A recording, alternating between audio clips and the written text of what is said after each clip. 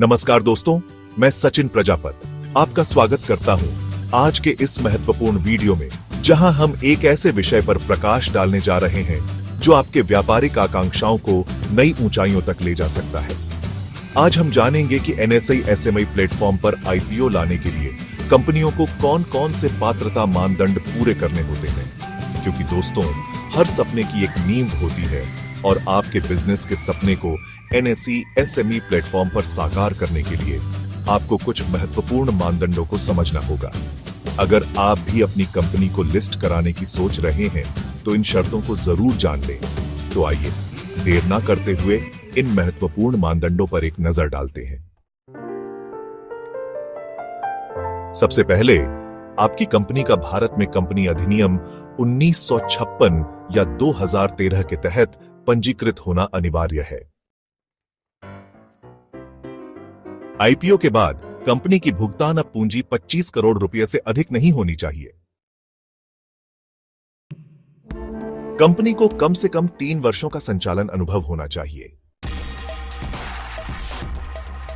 पिछले 3 वित्तीय वर्षों में से कम 2 में कंपनी का नेटवर्थ पॉजिटिव होना चाहिए, मतलब कंपनी की वित्तीय स्थिति मजबूत रहनी चाहिए। और हां, यह एक जरूरी शर्त है,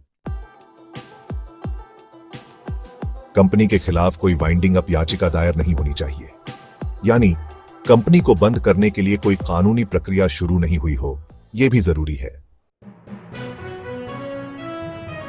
कंपनी को बीआईएफआर में रेफर नहीं किया गया है, इसका प्रमाण देना जरूरी है। तो अगर कंपनी बीआईएफआर के पास नहीं गई है तो इसका सबूत देना पड़ेगा। तो देखिए, कंपनी या प्रमोटर के खिलाफ कोई दिवालिया प्रक्रिया नहीं चल रही होनी चाहिए। यह बहुत जरूरी शर्त है ताकि सब कुछ पारदर्शी और सुरक्षित रहे।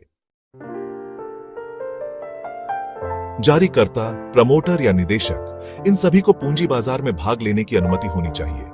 अगर किसी पर कोई प्रतिबंध है तो वो पात्र नहीं माना जाएगा। और हां, कोई भी प्रमोटर या निदेशक भगोड़ा या अपराधी नहीं होना चाहिए। ये बात भगोड़े व्यापार अपराधी अधिनियम 2018 के तहत भी साफ-साफ कही गई है। अगर कोई जांच या केस है तो निदेशकों को उसका डॉक्यूमेंटेशन देना होगा। कंपनी के आर्टिकल्स में कोई रोक टोक नहीं होनी चाहिए।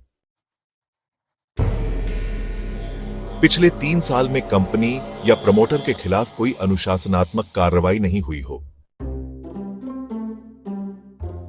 कंपनी ने सभी बैंकों और निवेशकों को समय पर भुगतान किया हो। अगर कोई केस है तो उसकी पूरी जानकारी देनी होगी। न्यूनतम आवेदन राशि, ट्रेडिंग लॉट, आवंटियों की संख्या, आईपीओ अंडर राइटिंग, इन सभी का ध्यान रखें। तो दोस्तों, ये थे वो महत्वपूर्ण मानदंड जिन्हें पूरा करके आपकी कंपनी एनएसई एसएमई प्लेटफॉर्म पर आईपीओ ला सकती है। याद रखें, हर बड़ी कामयाबी के पीछे नियमों और शर्तों का पालन होता है। इन सभी मानदंडों को पूरा करने के बाद ही आपकी कंपनी एनएसई एसएमई प्लेटफॉर्म पर आईपीओ ला सकती है। यह आपके व्यापार को नई ऊंचाइयों तक ले जाने का एक सुनहरा अवसर है। अधिक जानकारी के लिए एनएसई एसएमई आईपीओ वेबसाइट जरूर देखें। तो देर किस बात की है, अपने सपनों को पंख दें और एनएसई एसएमई प्लेटफॉर्म पर अपनी जगह बनाएं।